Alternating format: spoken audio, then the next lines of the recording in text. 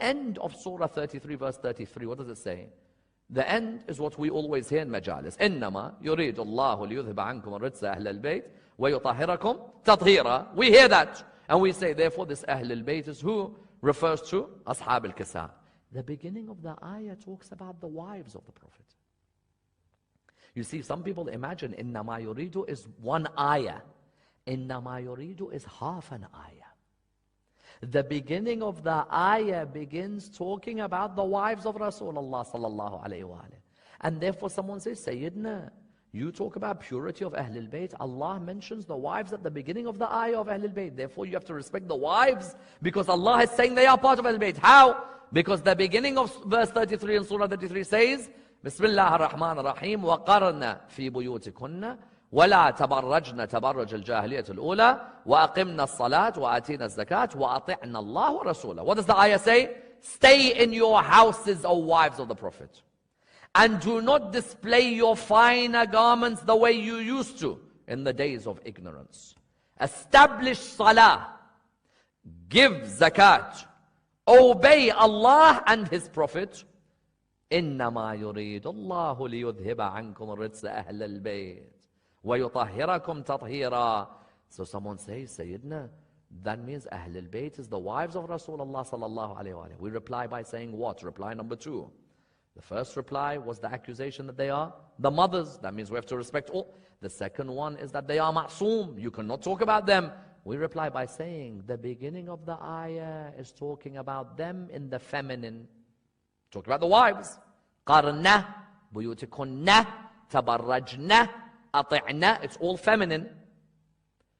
If it's still talking about the wives, when it changes into Ahlul Bayt, it changes to the masculine. إِنَّمَا يُرِيدُ اللَّهُ لِيُذْهِبَ عَنْكُمْ يُطَهِّرَكُمْ. When it says therefore that it's changed into the masculine, it means there's a change now. At the beginning we were talking about the ladies. Now we're talking about a group where there is men involved. But someone might reply back by saying, hold on. You say you're talking about a group where there are men involved. In Arabic grammar, the masculine includes male and female. So maybe the ladies are part of Hadith al-Kisa, are part of Ashab al-Kisa. We reply by saying there are 2 wives of Rasulullah sallallahu alayhi wa alayhi. In Hadith al-Kisa, when they wanted to join under the cloak, the Prophet said to them, what? The Prophet said, you are good. Who? The first one, Salama. The second one, who is the narrator of Hadith al-Kisa, Aisha. Salama says, Rasulullah sallallahu alayhi wa alayhi, Imam Ali alayhi salam, Bibi Fatima, Imam al-Hasan, Imam al-Hussein were under the Kisa, and the ayah was revealed, إِنَّمَا يُرِيدُ اللَّهُ لِيُذْهِبَ عَنْكُمُ الرِّجْسَ أَهْلَ الْبَيْتِ وَيُطَهِّرَكُمْ تَطْهِيرًا. She said, Ya Rasulullah, can I join? Now here's a big question. Because she is a wife, and she's asking, can I join? He said, you are good, but this is for these 5. Then you have the other narration. What is it? You have the other narration that is there, which is from Aisha. Aisha, what does she say? She says that on that day, that was a day in which Muhammad and Ali and Fatima, Hassan and Hussein were purified from all impurities. And all impurities were kept away from them. If Aisha was part of Hadith al-Kisa, wouldn't she have used it as a proof for her greatness?